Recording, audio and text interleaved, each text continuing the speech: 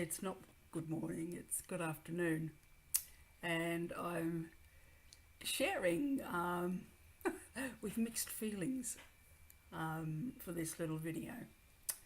I'm aware of a great deal of joy in terms of preparing for the launch of my new television series, The Laughter Channel, where human interest meets humour interest.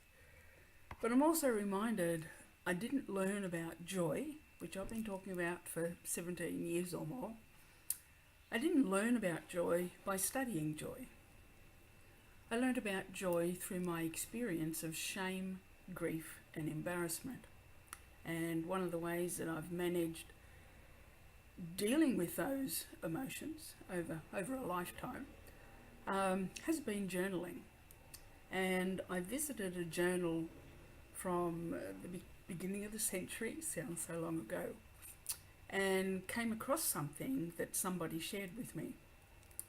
At a time when I thought nobody loved me, when my family weren't speaking, when everything that I'd known as my life had gone, and I was left facing, who am I?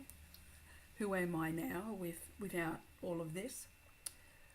And I met a man online, and I started a journal when I met him, and he rang me every day, 6 days a week, for 90 days. And when the journal reached the last page, he actually disappeared. But along that journey, I'm noticing how so much paradox, synchronicity and healing came from going to those very wounded moments. I'm going to share with you a little story. It's not my story, but it could have been.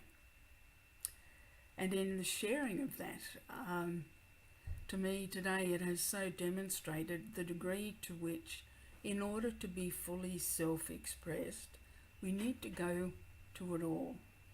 So we need to allow that deep vulnerability. We need to go right into our core and express who we are when we sit in our humanity. I don't think, I know you're going to be moved by this. And I'm going to read it because I don't know it all off by heart. And it begins mid-sentence. At first, when the nurse asked me if I wanted to hold Isaac, I said no. So thick with anger that I had told myself that Isaac's soul had passed on, and this body was no longer my precious boy. But a voice came to me and said, "No, you must now stand in the centre of life and feel it all, or forever run from the meaning of everything." And so I sat down among all the tubes and wires attached to my tiny son, as the nurse placed this fragile being in my arms. The switch was turned off and the earth stood still. Suddenly, a flood of such unimaginable sorrow and love as I have never ever felt before or since poured through my hardened heart. I thought it would break me in two. And it did. I left that hospital a shattered man that night, and it was the best thing that had ever happened to me. My broken heart was so wide open and fragile that I began to realize a compassion for others that I had never ever felt before. All the suffering of everyone found a channel through my open heart. I had never experienced such love for humanity and for the fragility and humility of the human condition, our human condition. I found my life when I allowed tragedy to break my heart rather than thicken it. I honour my son by opening my heart endlessly. I pray America will find the miracle in this tragedy and thereby honour those who have passed.